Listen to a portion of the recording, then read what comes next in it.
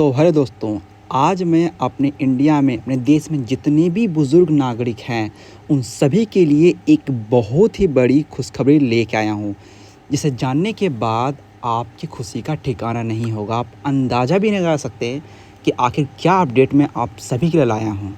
जिन्हें पता हो उनके लिए तो अच्छी बात है, नहीं पता हो उन तक ये वीडियो प्लीज़ आप पहुँचा देना, क्योंकि ये उनके लिए बहुत बहुत बहुत बड़ी खुशी की बात है, जिनके प्रयास में ना जाने वो लोग कितने सालों से लगे हुए थे। और ये खुशखबरी आज आपको कोरोना के इतने दिनों के बाद देखने को मिलने वाली है। तो चलिए वीडियो की शुरुआत करते हैं। दोस्तों, जैसा कि आपको पता है कि हमारे देश में जितने भी बुज़ुर्ग नागरिक हैं, यानी कि जितने भी सीनियर सिटीज़न हैं, उन सभी की एक बहुत ही बड़ी डिमांड सरकार तक हमेशा पहुंचती थी। वो डिमांड क्या थी, चलिए मैं आपको फटाफट से बताता हूं। तो वो डिमांड थी ट्रेन ट्रैवल, यानी कि ट्रेन में जो लोग ट्रैवल करते हैं, जर्नी करते हैं, उन्हें पूरा किराया देना पड़ता था। लेकिन जो पहले महामारी के पहले उन्हें छूट मिलती थी, वो छूट कहीं न कहीं उनसे छिन चुकी थी, मतलब पूरी तरह ख़त्म हो चुकी थी। लेकिन रेलवे ने ये छूट दोबारा से शुरू की है, शुरू कर दी गई है, मतलब होने वाली है। तो क्या है, कब से शुरू होने वाली है और क्या छूट होगा, क्या इसमें नया रूल है, नियम है, एक एग्ज़ाम्पल उदाहरण के साथ सब कुछ इस वीडियो में। तो चलिए शुरू करते हैं। देश के करोड़ों बुजुर्ग के लिए एक बहुत ही बड़ी खुशखबरी सामने आई है। भारतीय रेलवे ने एक बार फिर वरिष्ठ नागरिकों को टिकट बुकिंग में रियायत देने का फैसला किया है।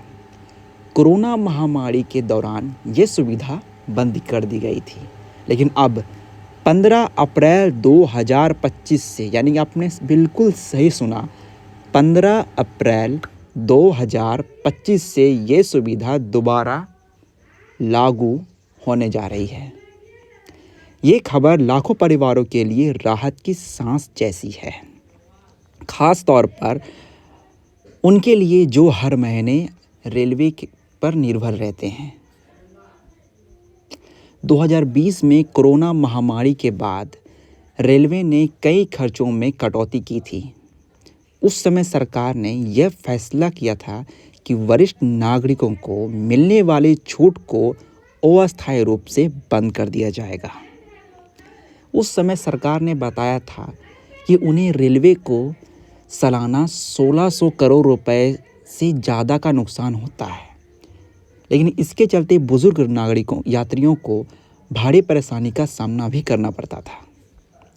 15 अप्रैल 2025 से भारतीय रेलवे ने फिर से वरिष्ठ नागरिकों के लिए रियायत देने का निर्णय लिया है।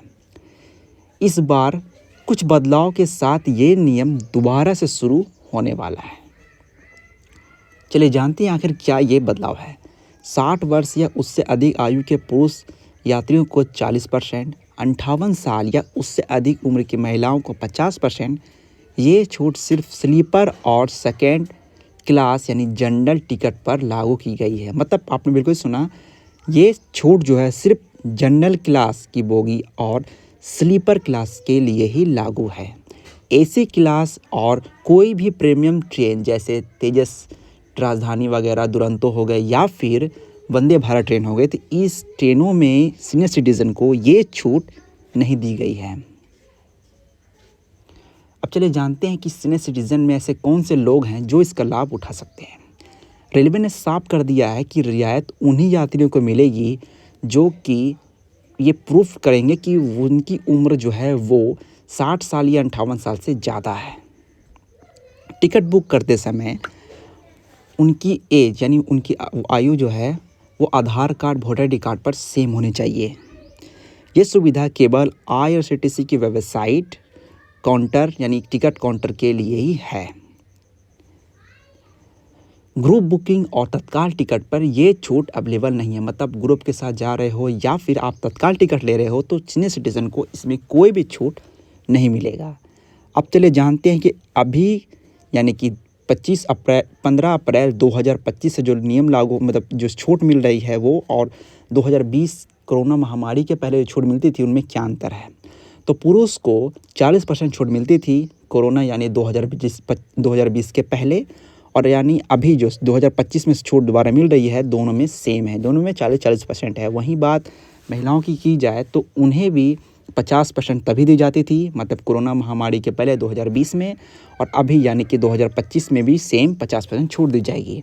और उनकी एज दोनों की सेम है, 60, 58।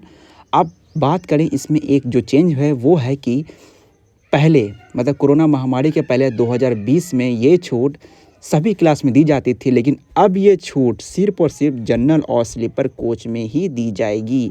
और किसी भी एसी ट्रेनें हो गई या प्रीमियम ट्रेन में ये छूट अवेलेबल नहीं है, और तत्काल में भी ये छूट अवेलेबल नहीं है। अब इस छूट से किन्हें सबसे ज़्यादा फ़ायदा होने वाला है, इसके बारे में जानते हैं। ये सुविधा का सबसे बड़ा लाभ ग्रामीण और निम्न मध्य वर्ग के उन बुज़ुर्गों को होगा जो हर महीने अपने बच्चे से मिलने या फिर अपने इलाज कराने या फिर किसी तीर्थ यात्रा पर जाते रहते हैं। उदाहरण के लिए एक फीमेल जो यात्री है जिनकी एज 62 यानी 62 साल है, वो उत्तर प्रदेश के गाजीपुर से हर महीने वाराणसी इलाज के लिए जाती है, तो उन्हें 60 किलोमीटर के लिए 90 रुपये देने पड़ते थे, लेकिन इस छूट के बाद उन्हें देने पड़ेंगे सिर्फ़ और सिर्फ 45 रुपये।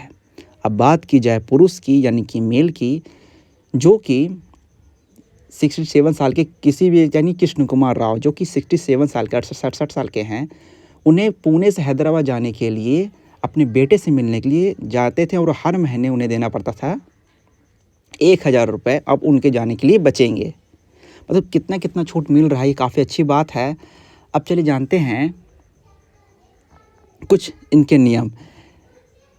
जैसे कि फॉर एग्ज़ाम्पल के तौर पर मेरी माँ एक रिटायर्ड शिक्षिका है, और वो अक्सर अपने घर यानी कि अपने नानी के घर मतलब मेरे नानी घर जाने के लिए ट्रेन सफ़र करती है।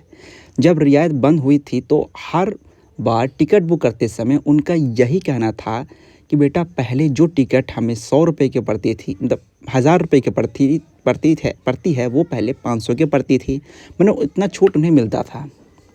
तो अब ये पूरा जो है वो छूट बंद होने से काफ़ी ज़्यादा परेशानी का सामना कर पा रहा है, और ऊपर से ट्रेन में काफ़ी भीड़ भी देखने को मिलती है। लेकिन अब क्या होने वाला है कि ये छूट दोबारा शुरू होने के बाद वही टिकट उन्हें फिर से 500 की ही मिलेगी, लेकिन सिर्फ ये बदलाव की गई है कि अब उन्हें ये छूट स्लीपर या जनरल क्लास में ही जाना होगा। यो एसी में जाने समय ये छूट अवेलेबल नहीं है, ये रद्द कर दी जाएगी, क्योंकि ये सिर्फ स्लीपर और जनरल क्लास के लिए ही अवेलेबल की गई है। अब जानते हैं इसके बारे में कुछ इम्पोर्टेंट सी अपडेट। रेलवे अधिकारियों का कहना है कि आने वाले समय में अगर ये योजना से सकारात्मक प्रभाव मिलते हैं तो ये छूट और भी क्लास मतलब अन्य क्लास मतलब एसी में हो गई, एसी क्लास में हो गई, या फिर कोई भी प्रीमियम ट्रेन में भी इस छूट को लागू कर दिया जाएगा। मतलब जिस तरह से उन्होंने 15 अप्रैल 2025 को स्लीपर और जनरल क्लास में छूट दी गई है, तो इस छूट को से अगर उन्हें अच्छा लाभ प्रभाव मतलब उसमें किसी भी तरह का घाटा ना हुआ, तो रेलवे ने सोचा है कि इस छूट को बढ़ा करके पहले की तरह ही कर दिया जाएगा, नहीं तो ये छूट जो है इस तरह से लागू ही रहेगी। अब देखना ये है कि इस छूट से हमारे देश में जितने भी बुज़ुर्ग नागरिक हैं उन्हें कितना लाभ, कितना फ़ायदा मिलता है।